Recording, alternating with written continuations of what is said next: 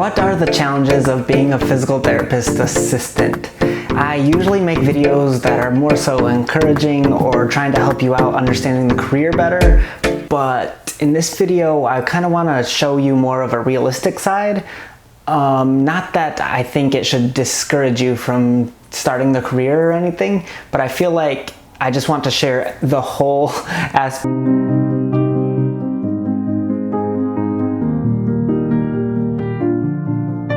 The first challenge I think of being a PTA is the emotional toll or the emotional stress you might face working in this career. Sometimes patients have illnesses or diseases or injury or all sorts of different life-changing events that happen to them, and you're the first person they're working with, or you're the person that they come to in hopes to get better. And sometimes they vent to you their problems, their life issues, where they're coming from, because they're coming to you in a vulnerable spot.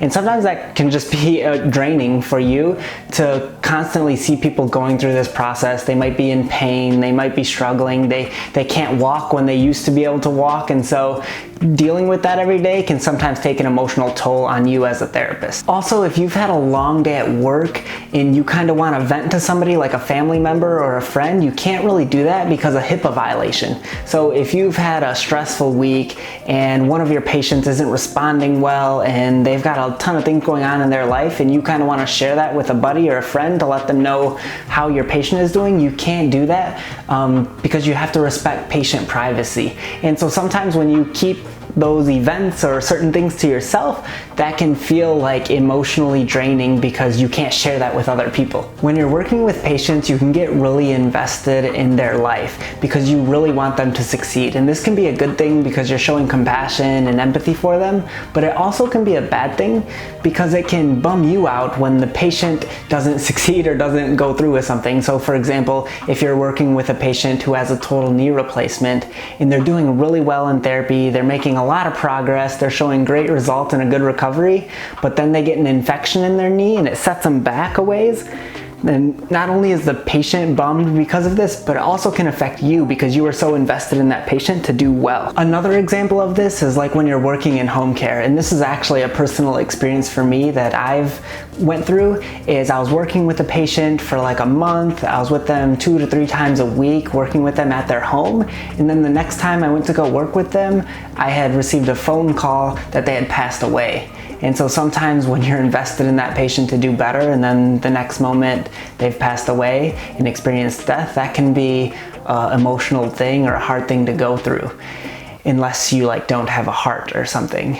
So that was just a joke. I'm trying to lighten up the mood. But yeah, so emotional stress can be a challenging thing working in this field. Another challenge you might face being a PTA is not only emotional, but it can be physical demands as well. So when you have to transfer patients or work with patients all day, like in a hospital, you have to get them up out of bed, get them walking, and you gotta be physical with them when you're lifting them to give them moderate assist or max assist. When you're working with patients like that, that can be straining on your body over a long period of time or even short period of time if you're not doing it with the right technique. And even if you are doing it with the right technique, it can still be tiring to do that all day. Also, manual therapy. So if you're using your hands, if you're giving massage, I couldn't think of it. So if you're using your hands, you're giving massage, or you have to passively move somebody's limbs or help assist or walk them, that can just be tiring doing that all day as well. These pillows keep sliding down.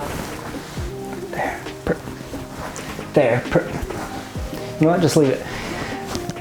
Another challenge you can face working in this career, I've kind of mentioned it before as a good thing, like the hours you work. And it can, but also you can work long hours depending on where you work. So sometimes you might have a great shift, you might be from 8 to 3 or something, or 7 to 3, or 7 to 5, or 7 to 4, something like that, working as a PTA. But also you can get jobs where you're working long hours. You might have a 10-hour shift from early in the morning to late at night because you have to be able to treat patients who come after school or come after work, or you might have to treat patients who get up really early and go before work. So sometimes your hours can be long days. Another challenge being a PTA is the continuing education requirements. So for me, I live in Michigan. Woo, go Go Michigan.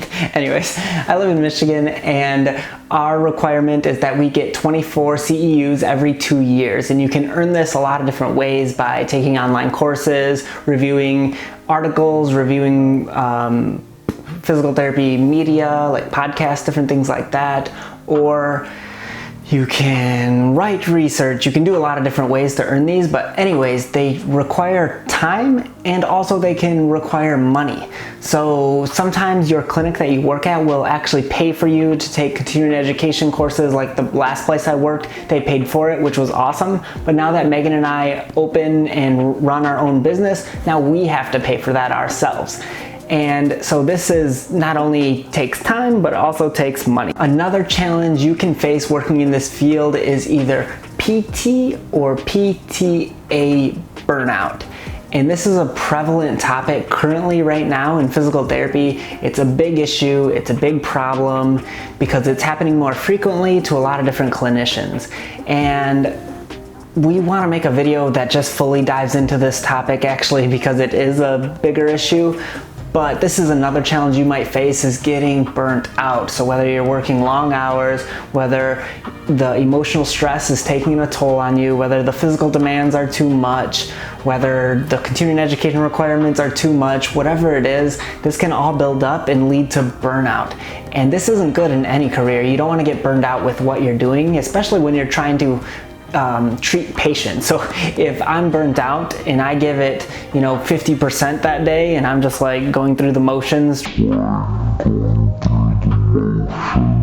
trying to help somebody, that's not going to be very good. So PT burnout is a big issue. So that's another challenge you can face in this career. Despite all these different issues and challenges of working in this field, being a physical therapist assistant, I still love what I do. So just to end on a good note, an uplifting note, I still think the pros outweigh the cons, and I love my job and I love being able to work with people all day.